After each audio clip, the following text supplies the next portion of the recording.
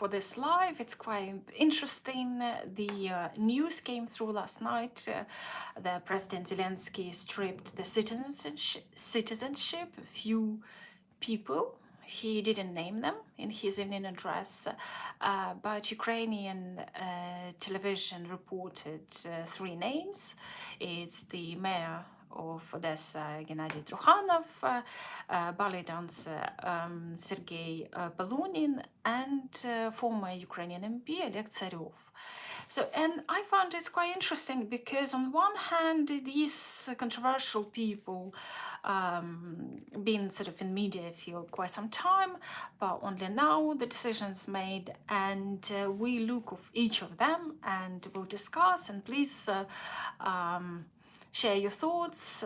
Where do you think it's starting own views, and where the propaganda or separatism and where the traitors coming in. So it's quite formally in all of these cases the main reason is the Russian citizenship, but not only. So let's have a look, and please join to discussion and share your thoughts. Would be very interesting to read your comments.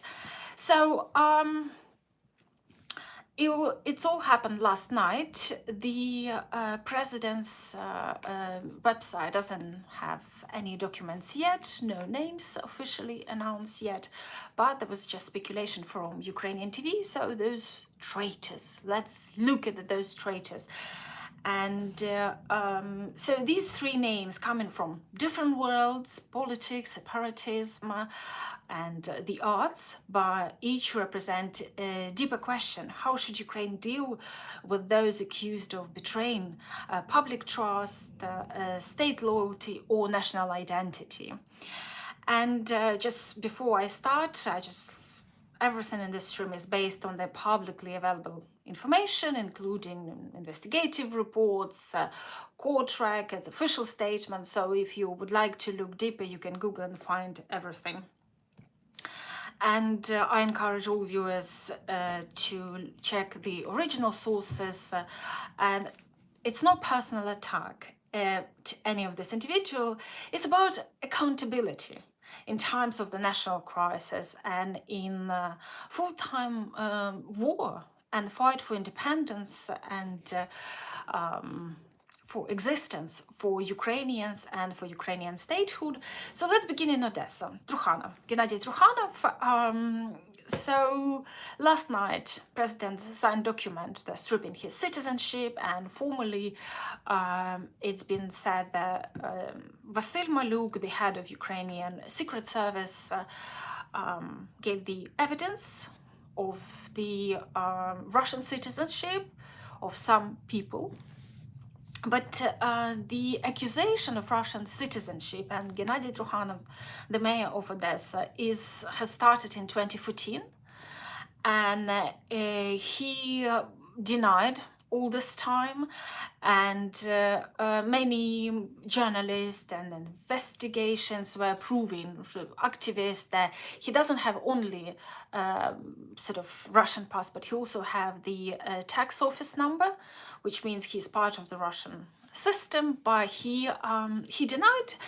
And the problem with Gennady Trukhanov, that he was actually for a very long time after full-scale invasion, he was struggling to say who is the aggressor, who attacked Ukraine. And when Russia occupied Crimea, he was justifying this occupation. And during this all full-scale invasion, during this regular, constant attack on Odessa, he's still protecting Pushkin, Ruski Mir, Russian narratives, and it's quite fascinating because he referring to the history, but the history is not Russian in Odessa. It's like a melting pot in Ukraine. Odessa is a very special place.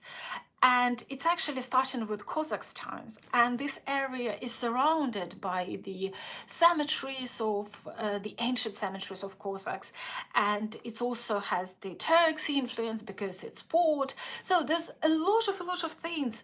And if you go to Odessa, I mean peaceful time, you would see that the cuisine, the people, the mood, it's also the capital of humor in Ukraine.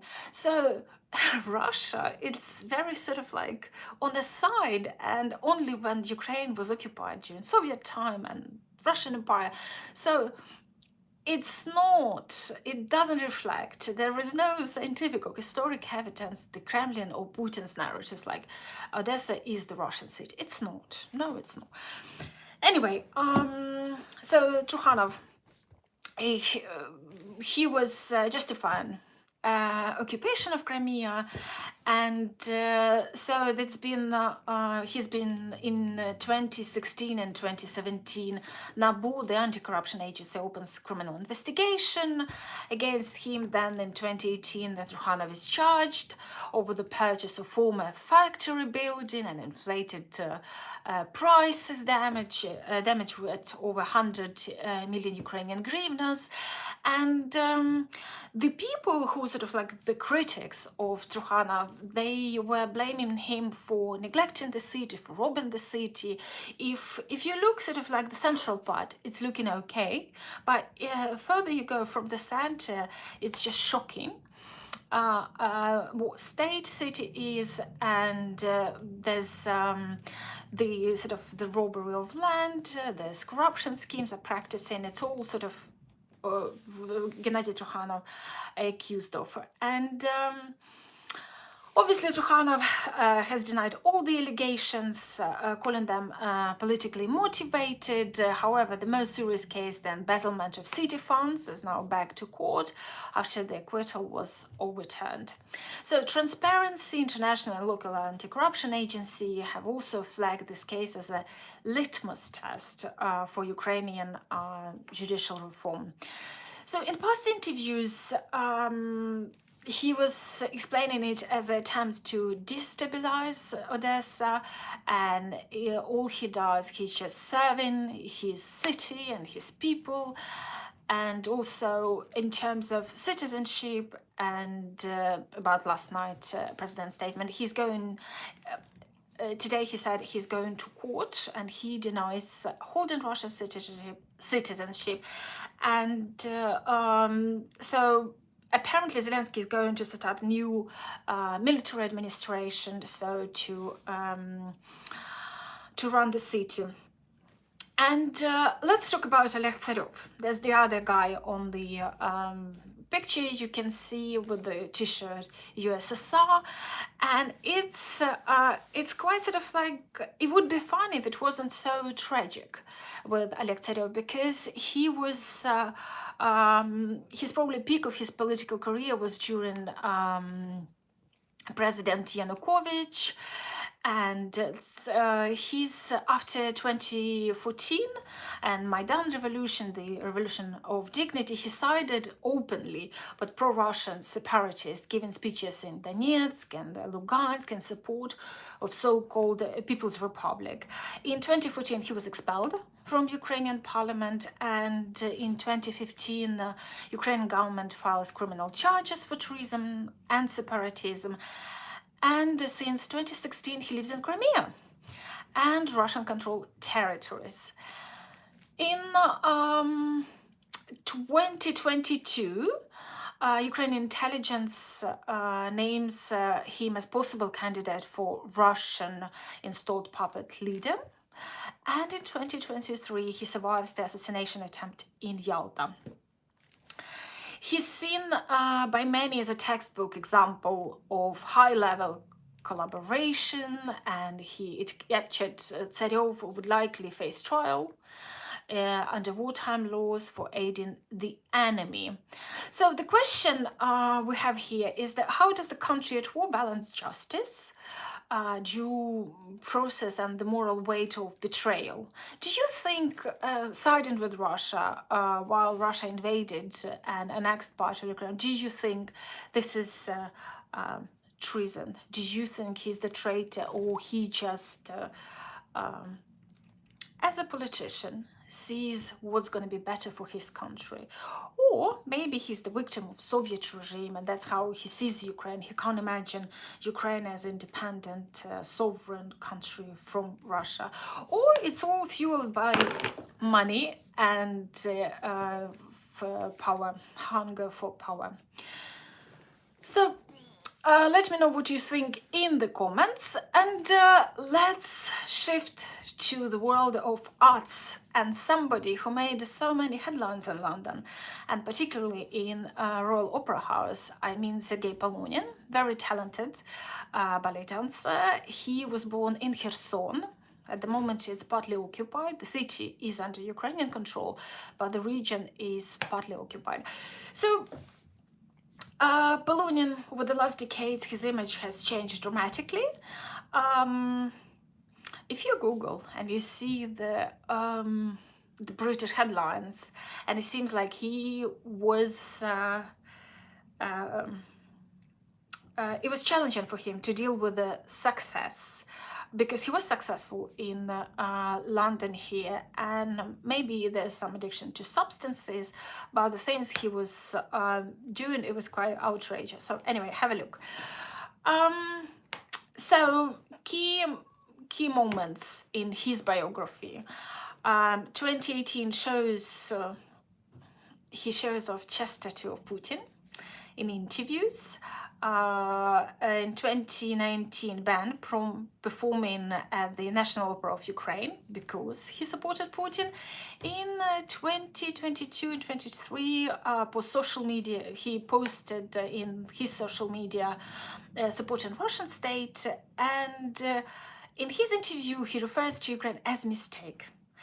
And he supports Putin's narrative that Ukrainians and Russians are one people. So Polunin is not really involved in any military or political action, but his influence as public figure, his outspoken support for invading regime has made him a divisive cultural symbol, because he still has his fan base around the world.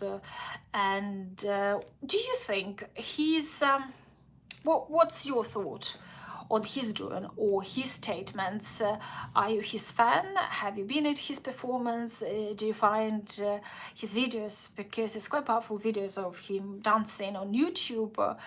And we have here his dilemma, really. So what their responsibility do artists bear in wartime? And many of those Ukrainian song writers or singers, being very popular, successful in Ukraine, they sided with Russia, or actors, and their excuse was art is aside from politics. Politics and art do not collide together. Well, apparently they do, because you have the social capital, you have the influence, people listen to you, and you can influence online. And it is important to do the right thing for you as a citizen of your country, if you feel that way. And at what point the expression of personal use become propaganda? Well, I was trying to answer the question myself, and it's really difficult. And you know, it's sort of my personal experience during the full-scale invasion in 2022. And the early weeks of this invasion, where everyone was shocked, and sort of some artists join armies, some artists escape Ukraine, and some gone quiet, and you don't know where they are, what's their position. And there's one heartwarming moment for me. There was when Ukrainian, the most popular artist, she's a painter. You can check, I have interview with her. Zhenya, oh my goodness. Oh, forgot. Let me just find it. It's so unfair. I love her so much.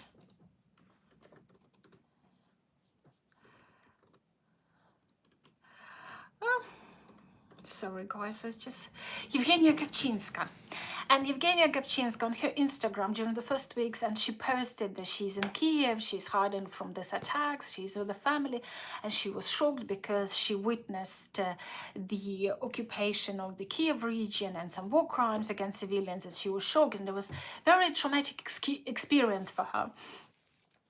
So, and when I saw her post on Instagram, I don't know why, but I felt so relieved that she's with us. And you can't imagine how popular she was and how successful. She had galleries in Moscow. Her artworks, so expensive but so popular. And she basically siding with Ukraine and closing her galleries even in 2014 when Russia started its aggression. It was big financial loss for her. But she did the right thing. She sided with her country. And now she still lives. Her husband was in the army. He was badly injured, but he survived, and now he's in recovery. And that was a very traumatic experience. She talks about it. So if you're interested, you can have a look on my interviews.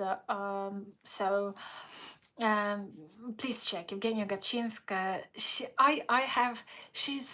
I can't even describe her energy. When she came for interview, I was recording interviews in Kiev, and you just have this sort of magical aura. She was born to retranslate happiness to people. Obviously, she shared her traumatic experience as well, very sad and shocking. And she was very lucky to survive, minding things, what was happening around her. And her house was occupied by Russians, and the state they left the house was just shocking. Anyway, we talk about it with more details in the interview. So, what's the responsibility for the artists? Do you think that art and politics do not collide? Or you think it's they have the responsibility, they should make the right decision, they should have enough deep knowledge to make the informative decisions? So, what's happened next for Trukhanov, we don't know. So far, he claims he's gonna go to court, he's gonna fight, and he's gonna stay in Odessa. President Zelensky seems like he has planned to set up new team, new management in the city. And I think it was also one of the official reasons to get rid of Trukhanov, because he didn't protect the civil infrastructure during these attacks enough, and it's been complained a lot. So is President Zelensky right getting rid of Trukhanov, or we should carry on with the lover of Pushkin and Ruski Mir? Matt saying most artists are idiots.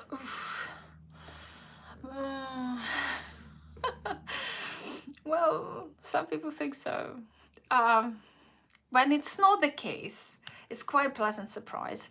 But it's quite difficult to blame all of but sometimes I know a few singers I like, and I prefer them sing rather than express their political views or their political thoughts. But politics is a complex thing, so it's not giving you advantage or the knowledge or understanding or ability to see the speculation, how you can be used or your talent can be used by politicians, sort of by own benefits. In Ukraine, during 2004 Orange Revolutions, many singers and pop performers, they actually burned because they sided, there was sort of division, there was orange team and the blue team, and those who sided with the blue team, they they've been cancelled and they regretted, and there was sort of like a long way of learning from own mistakes. So yeah, Matt saying most artists will also give to totalitarianism. I don't know. It can be used. Yeah, probably. But sometimes I think that artists, they know, you know, if you're talented or became big, it doesn't mean you can become the guide, the political guide, or the person who would help to influence on political choice or something like that. It's, I mean, if you don't have enough knowledge, you just don't go there, don't share. Or it's, you see, there's a slippery slope, isn't it? Stuff like, it's easy to become propaganda, become the tool. I know many Ukrainian singers, they left Ukraine, and they sort of like, they're not fully accepted in Russia because they're traitors, but at least they have some access. I don't know, is to money or earning or doing concerts. So while Ukraine is torn by war, I don't know if it's as much as they expected to have, and is a big influence on the wealth, or do they regret? We never know. So far, so we'll see. We'll probably find out later, and so we'll see how things are developing in Odesa, what's gonna happen there, what's the future fate of Trukhanov, and is it gonna be good for the city? Let's hope. And so, and we're waiting for the official publication of your documents where the names should be mentioned. Is it going to be confirmed that exactly these three people, like Polunin, Zarov, and Trukhanov, are not citizens of Ukraine anymore? So is Zarov protected by Russia enough? Are there going to be more attempts of assassination? Is he going to survive it? Does he feel safe in Crimea or on the Russian controlled territory? And can Polunin face any legal consequences in Ukraine? He's quite a young person. He's a young father, and he, not long time ago, he married. It's a long life ahead.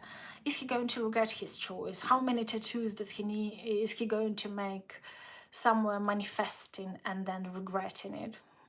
Maybe this is his life, his experience. We don't know. We'll see.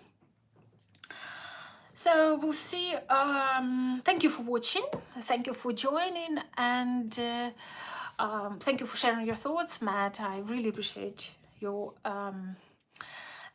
comments and your thoughts. We'll see how the situation is going to develop, and so let's think. These public figures in government, activism, or culture, can they can they make the nation stronger or undermine it? I don't know, we'll see. And if you're interested in the subject, please Google, have a look more. There's plenty of information. If you speak Ukrainian or Russian, it will be even easier for you. But if not, you know, the settings, the website is automatically translated, so you can get the gist of things.